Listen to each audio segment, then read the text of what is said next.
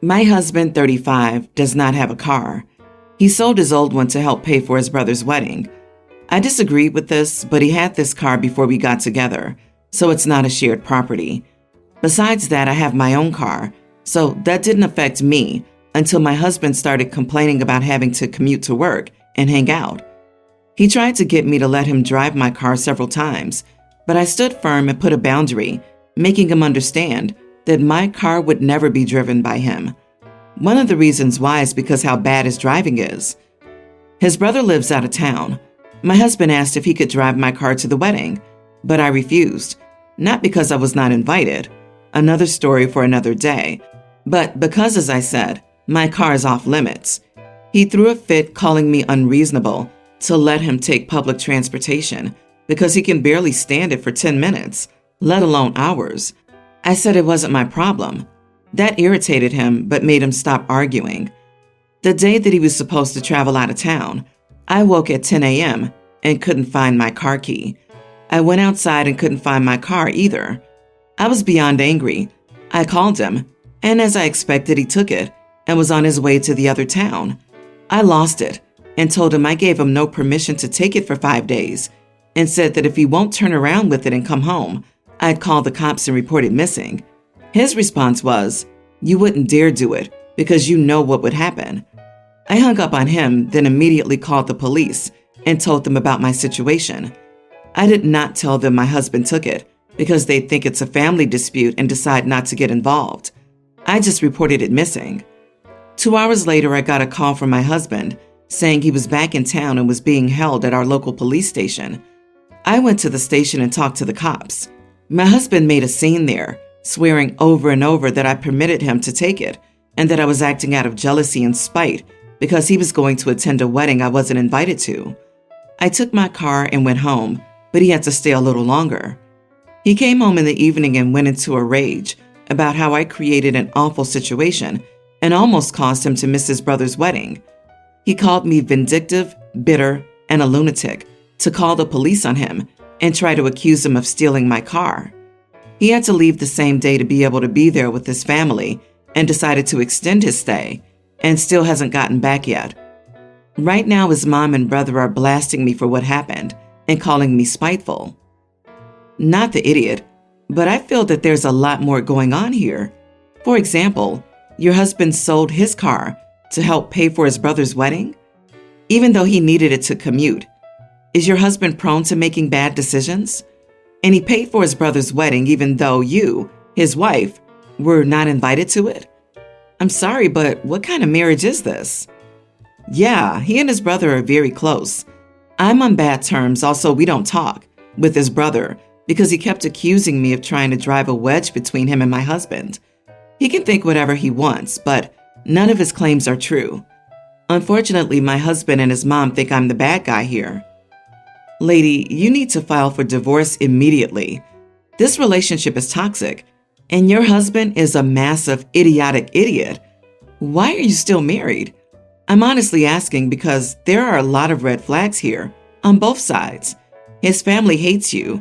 You weren't invited to a family wedding in which you are a part of the family. You don't seem disappointed that you weren't invited to said wedding. He doesn't respect you or your boundaries. You care more about an object than his wants and needs. You had no problem having your husband arrested, and you clearly didn't care about his feelings around a significant family event. You make life decisions without each other.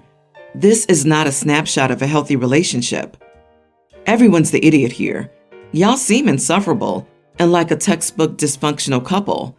I read stories like OP's and think, why? Why subject yourself to this?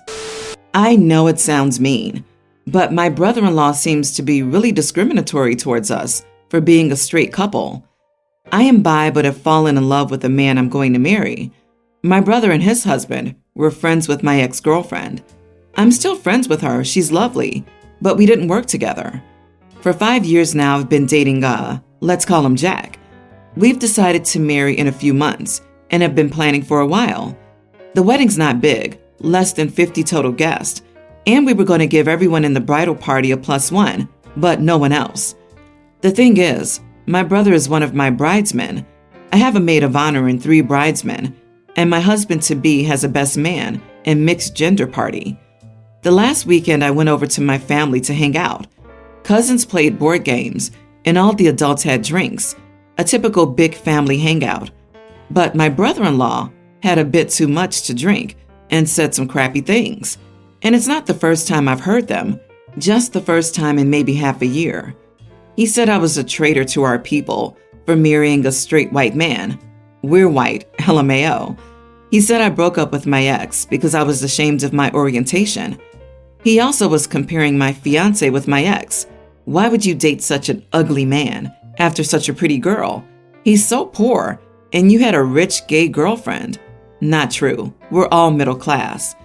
Eventually, my brother took him home and my fiancé took me home.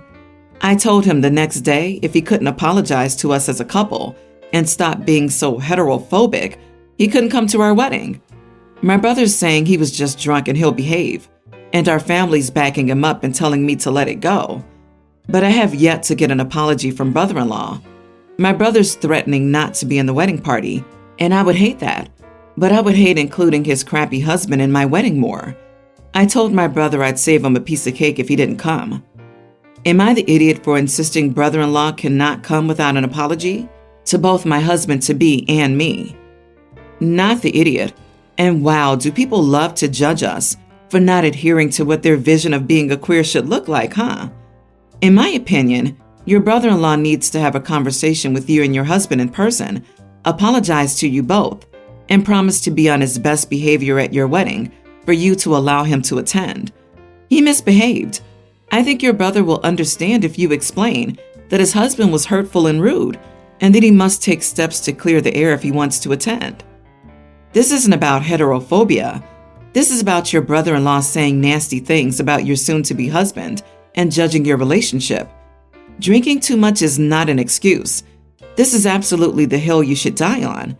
He's disrespecting you, your fiancé, and your relationship. And someone who thinks that has no place at your wedding. Your brother-in-law sucks for saying those things, and your brother sucks for condoning it. Not the idiot, of course. Stand your ground. So here's the deal. My sister married a black man. We're white. We had some family who was very outspoken about not liking it. She didn't invite them. Why? Because it's her day. And if the people there can't be on her side, why even come? Why even have a situation where they'll say something awful to her new family?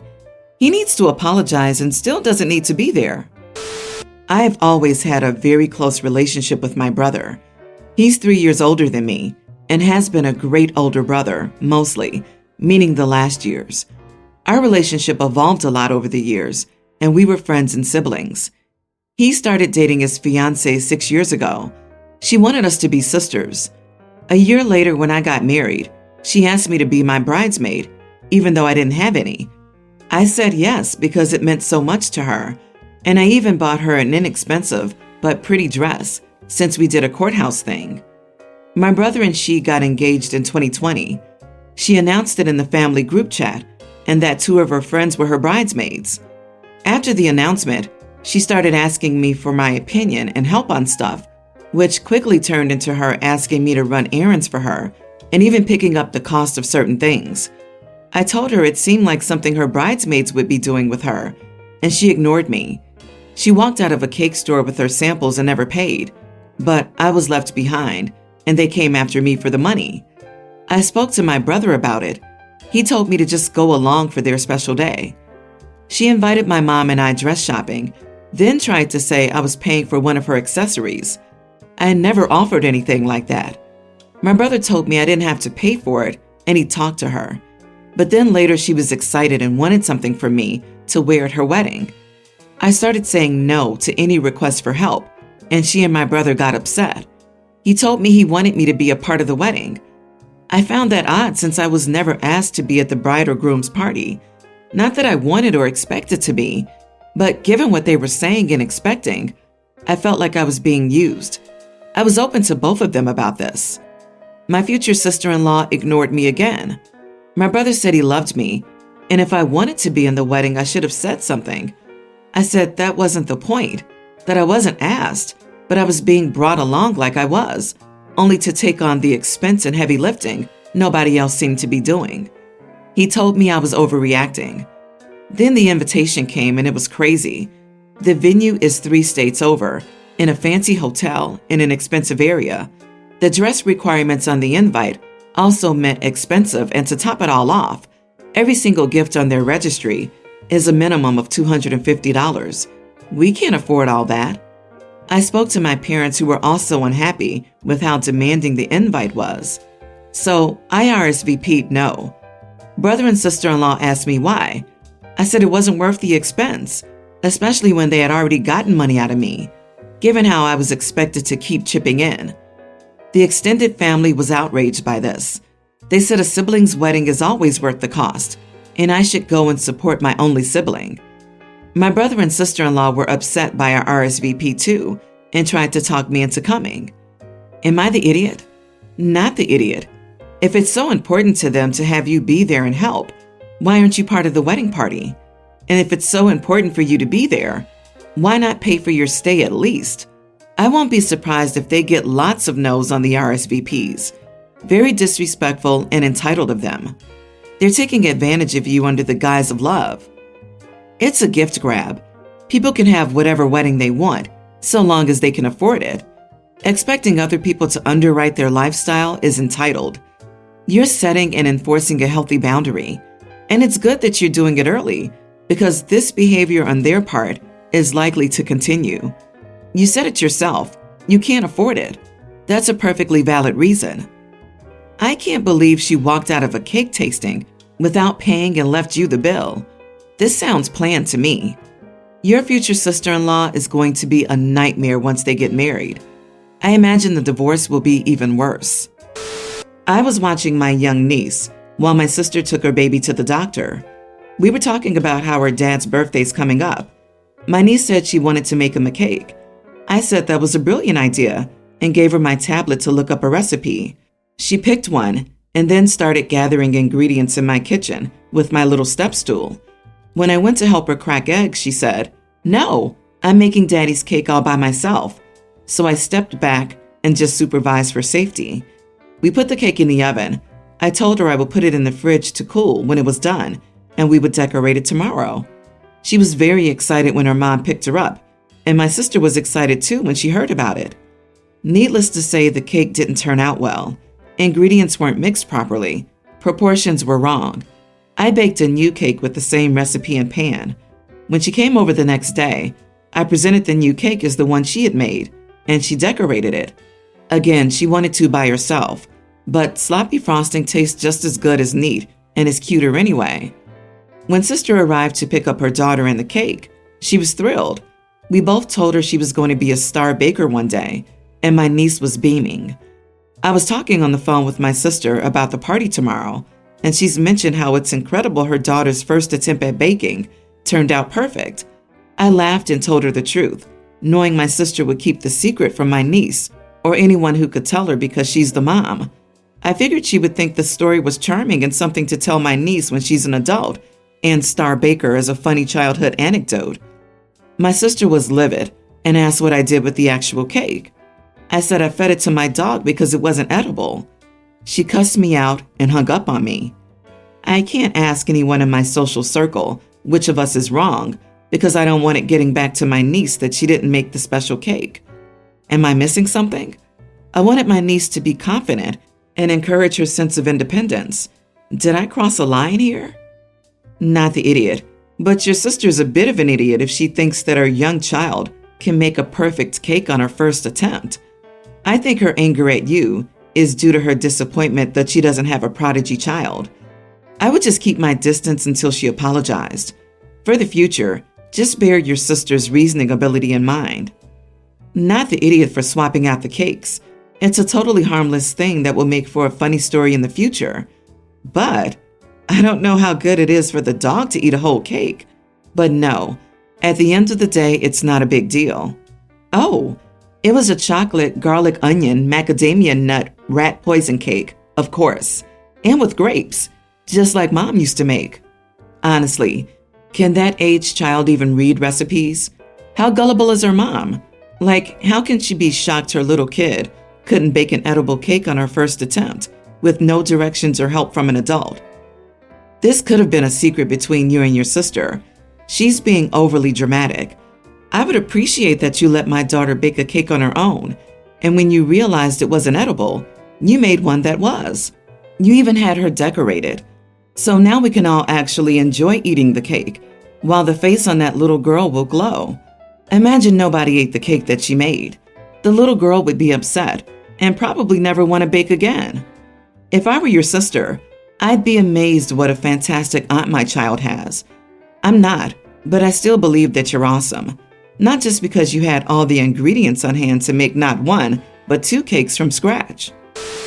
We were at my mother-in-law's place for dinner, and while we were talking, mother-in-law took a minute to remind us of her birthday, which will take place next week. My husband looked at me and said, "Oh, no need to get a cake. OP will take care of it." I was taken aback because, for one, I work long hours and will be too busy next week and don't even know if I'll be able to attend. And 2, I never agreed to make the cake, nor did I have the time or money for it, since it's probably expected to be fancy. So I couldn't take it when he basically offered my service without consulting me. I looked back at him and said, "I never agreed to do such a thing. Can you tell me why I should do it? You never do anything for my mom." After that, the table went quiet, and everybody looked at my husband awkwardly. Given his argumentative nature, it was strange seeing him quiet like that. Once we got into the car, he yelled about how I embarrassed him and humiliated him, and how I disrespected his mother at the table. I told him he was the one who offered my service, but he said that I should have agreed or showed I was on board initially, and then told him my honest opinion at home and in private. We got home and he started sulking, saying he couldn't even look his family in the face after the childish crap I pulled at their house. Am I the idiot? Not the idiot. He put you on the spot in front of everyone. That's on him that your response was in front of everyone. He counted on you being quiet, not wanting to make a scene. Too bad for him. If you had shown you were on board, you would be expected to do it. If you brought it up later, he'd be asking if you didn't want to do it, why did you say you were on board? You were put in an awkward situation and you spoke up for yourself. That's a great point, actually. I was leaning toward everyone's the idiot verdict because of the wording of OP's response, but yeah, he made himself look like the idiot.